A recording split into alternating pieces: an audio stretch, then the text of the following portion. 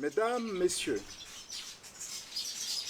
je suis Maître Moubéi Boal, avocat au barreau du Gabon, président d'honneur de l'organisation non gouvernementale Blessing of Forest et directeur principal de l'association nationale Marangama Nzambe. Marangama Nzambe est une organisation apolitique de droit gabonais, regroupant les pratiquants des principales familles dépositaires du rite Bwete Misoko dans ses différentes branches ancestrales.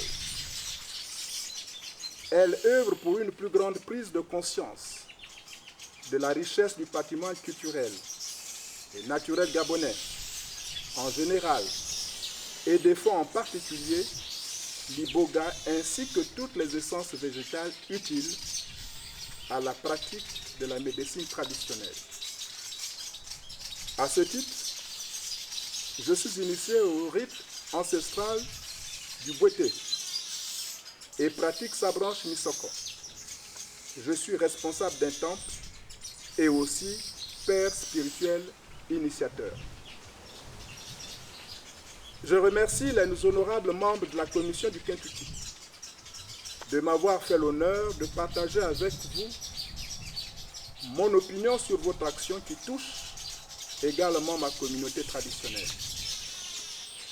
Aux temps immémoriaux de l'humanité, nos ancêtres, par une démarche purement empirique, loin des laboratoires modernes, ont découvert sur la terre du Gabon que la plante de l'iboga avait des vertus pluridimensionnelles.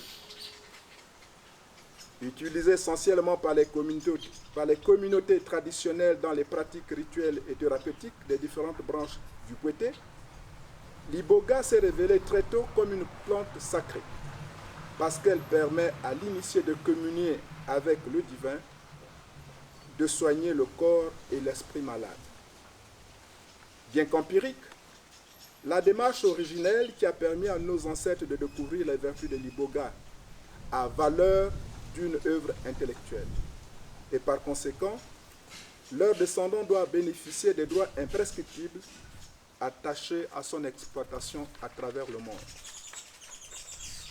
Les communautés traditionnelles, héritières directes de cette œuvre intellectuelle et de ce patrimoine culturel, qui continuent leur pratique rituelle ancestrale autour de l'iboga, observent impuissantes depuis des siècles la dégradation de leur environnement naturel due à l'exploitation effrénée de la forêt, et notamment de cette plante sacrée, menaçant ainsi leur équilibre culturel, économique et social.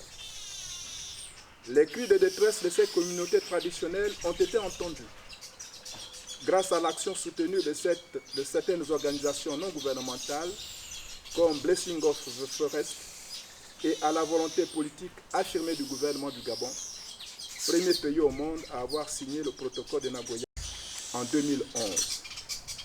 L'action de votre commission du Kentucky, destinée à éradiquer l'addiction aux opiacés et qui vise plus largement au renforcement des mécanismes internationaux de la défense de l'iboga et des intérêts des communautés traditionnelles locales gardiennes de la plante sacrée, ne peut que recevoir sans réserve le soutien de ces communautés traditionnelles à travers l'Association nationale Marangama Nzambe et de Blessing of the Forest.